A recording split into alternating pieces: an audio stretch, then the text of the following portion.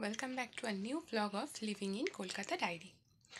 তো আজকে খুব সকাল সকাল উঠে পড়েছি, 6টার মধ্যে উঠে পড়েছি। অলরেডি বর কাজে বেরিয়েও গেছে, কারণ আজকে আমরা আরও একটা মাইলস্টোন পার করলাম। মেয়ের 1.5 বছর কমপ্লিট হয়ে গেল। 1.5 বছর আগে আজকের দিনে একটা চরম উৎকণ্ঠা নিয়ে ওয়েট করছিলাম। 9টা সাড়ে 9টা নাগাদ আমাকে জানানো হয়েছিল যে আমার মেয়ে হবে। তার আগের দিন বলা হয়েছিল যাতে আমি না খেয়ে থাকি, কিচ্ছু না খাই। তো সেই দিনগুলো কাটিয়ে 5 দিনের মেয়ে থেকে আজকে 1.5 বছরের মেয়েকে করে নিয়ে আসলাম একাই। তো এই যে জার্নিটা, এটা আমার কাছে সত্যিই একটা মাইলস্টোনের মতন।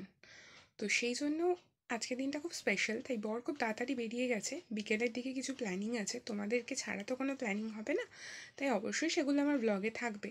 আর এখন সবে 7:30 বাজে, আর আমার ঘরের অবস্থাটা দেখাচ্ছি তোমাদের। এই যে বিছানাপত্র এখনও কিছুই তোলা হয়নি, সমস্ত কিছু ছড়িয়ে ছিটিয়ে রয়েছে, চারিদিকে সবটা ছড়িয়ে আছে। মেয়ে এখনও ঘুমোচ্ছে, আর এই সুযোগেই আমি তাড়াতাড়ি, এখন সবে মাত্র ঘড়িতে বাজছে 7:30, আর আমি এই সুযোগে তাড়াতাড়ি ঘরদোরগুলো গুছিয়ে চলে গেছিলাম রান্নাঘরে। অবশ্য রান্নাঘর বললে ভুল বলা হবে, এটা একটা টেবিল যেখানে গ্যাস সেট করে আমাকে রান্না সারতে হয়। মেয়ে যেহেতু বড্ড ছোট, তাই তার তদারকির সাথে সাথে এভাবেই রান্না সেরে না নিলে তাকে কে দেখবে বলো। আর এই যে জায়গাটা, এখানে থাকে আমার রান্নার সমস্ত সরঞ্জাম। যা কিছু রান্নায় লাগে, চাল, ডাল, তেল, নুন, আটা, সবটা আমি এখানে সুন্দরভাবে সাজিয়ে গুছিয়ে রাখার চেষ্টা করি। আর তার পাশাপাশি মিক্সি, ইলেকট্রিক কেটেল, সব কিছু। আর যে টেবিলে আমি রান্না করি তার নিচেই থাকে আমার বাসনপত্র। তোমাদের হয়তো মনে হতেই পারে আমাদের কি কোনো রান্নাঘর নেই, কেনই বা আমি এখানে রান্না করি। সেই সমস্ত কিছু তোমাদের যদি মনে হয় আগামী কোনো ব্লগে নিশ্চয়ই বলবো।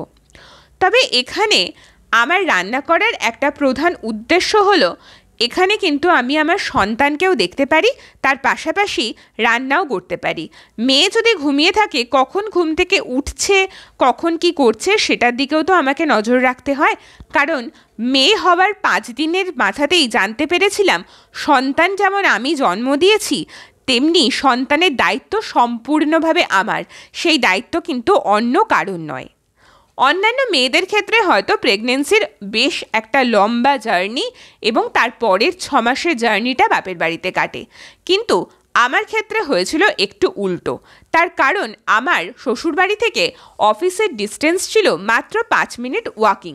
তাই আমি চেয়েছিলাম যে এই বাড়িতে থেকেই লাস্ট ডে অবধি অফিস করতে। আমি কিন্তু সত্যিই সেটা করেও ছিলাম। আর এই দেখো, দেখেছো, কথা বলতে বলতে কি করছিলাম সেটাই বলতে ভুলে গেছি। আমি এখানে আপেল সেদ্ধ করছিলাম মেয়ের জন্য, যেটাও দুপুরের পরে খাবে। আপেল সেদ্ধ তো এখানে বসিয়ে দিচ্ছি। আর হ্যাঁ, যেটা তোমাদের বলছিলাম, প্রেগনেন্সি পিরিয়ডে যার জন্য আমি বাড়িতে খুব একটা যাইনি। বাড়ি থেকে অফিসে এতটা রাস্তা আসাটা, প্রায় 1 ঘন্টার রাস্তা অতিক্রম করে আসা বাসে বা ট্রেনে আমার পক্ষে মুশকিলেরই ছিল। তার থেকে বেটার ছিল এখান থেকে 5 মিনিটের হাঁটা ডিস্টেন্সে অফিস যাওয়া, আর ওই সময়তে এমনিতেও হাঁটাটা খুব ভালো। যাই হোক, তার পরবর্তীকালে কেন গেলাম না তারও একটা কারণ আছে। আমাকে প্রথমত একটু কেউ আশ্বাস দিয়েছিল যে হয়তো আমার এখানে থাকলে যত্ন হবে।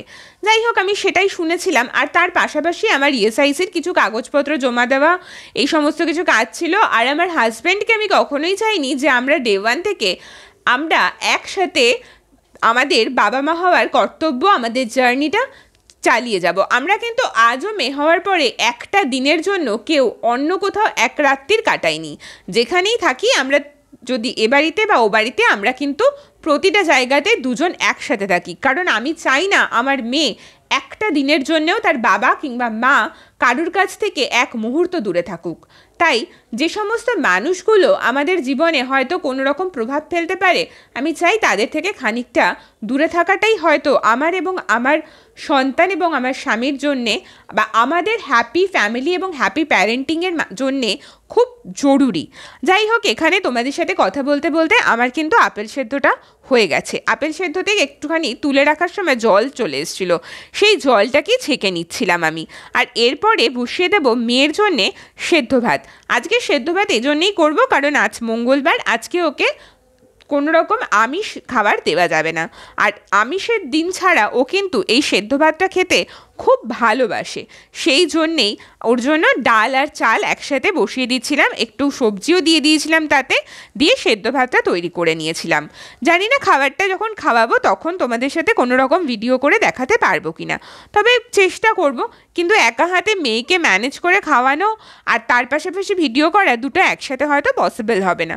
যাই হোক, মেয়ের খাবারটা বসিয়ে দিয়ে এবার আমাদের খাবারটাও রেডি করে রাখবো, যাতে হাজব্যান্ড যখন কাছাকাছি এসে ফোন করবে চটপট যাতে তৈরি করতে পারি। আর আজকে দুপুরের মেনুতে স্পেশাল কিছুই নেই, দুপুরের মেনুতে রয়েছে শুধুমাত্র সেদ্ধ ভাত।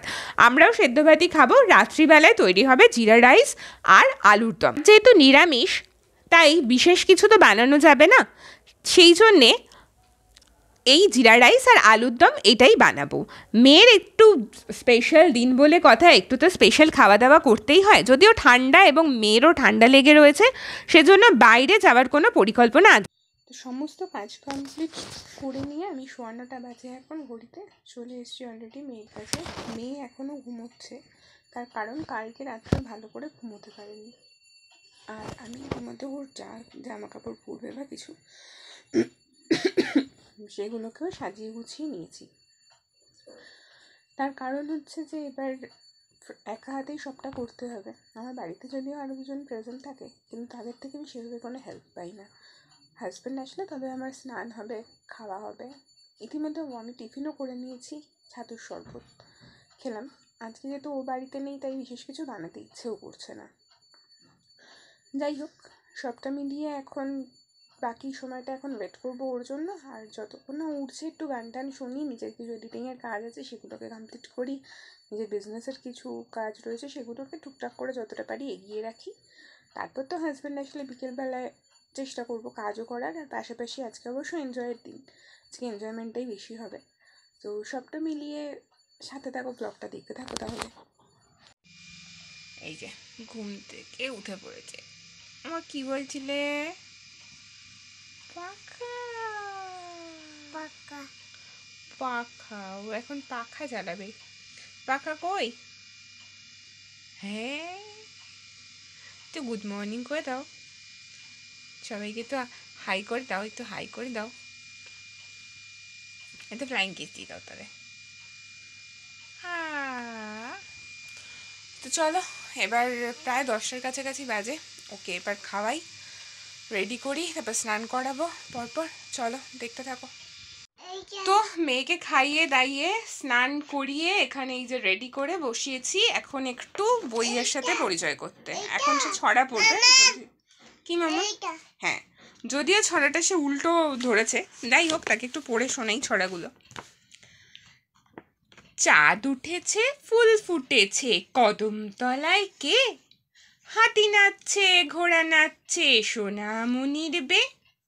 তারপর হচ্ছে, বাবুরাম সাপুরে, কোথা যাস বাপুরে, আয় বাবা দেখে যা, দুটো সাপ রেখে যা।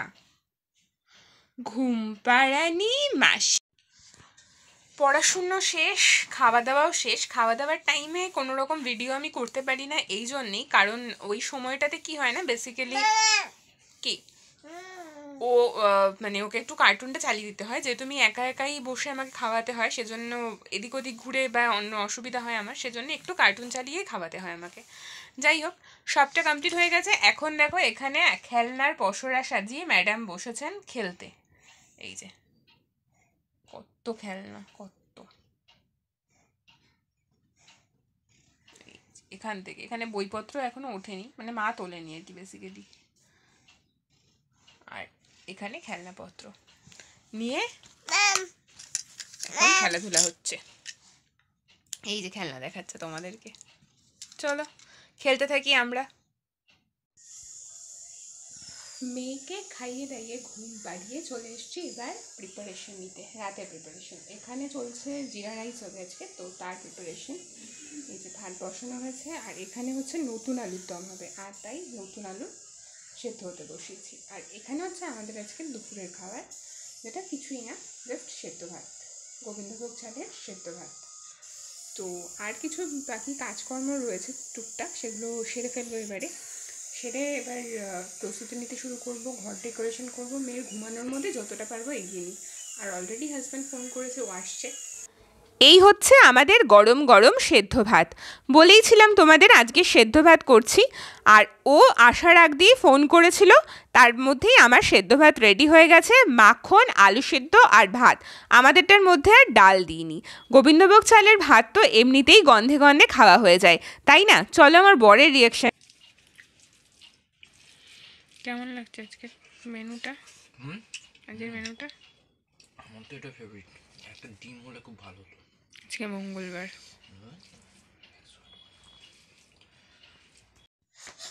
খাওয়া দাওয়া কমপ্লিট। এবার এখানে চলছে বেলুন ফুলানোর পর্ব। এই যে কিছু বেলুন কেনা হয়েছে, যেগুলো দিয়ে সাজানো হবে। যতই হোক আজকে তার 1.5 বছর কমপ্লিট হচ্ছে।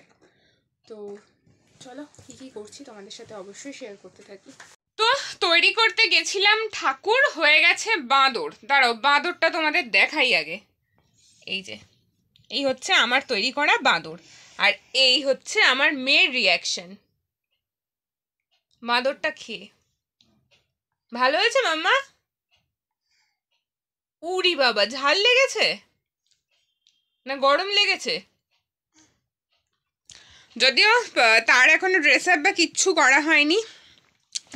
তৈরি করতে গেছিলাম কেকটা আলটিমেটলি নিচে যে মানে অয়েল ব্রাশ করার দরকার ছিল সেটা করিনি, সেজন্য সেটা আলটিমেটলি ওঠেনি। উঠেছে এই রকম ধরনের তৈরি হয়েছে। নেক্সট সামনে আরেকটা বার্থডে আসছে আমাদের এই মাসেই, দেখা যাক তখন যদি তৈরি করতে পারি।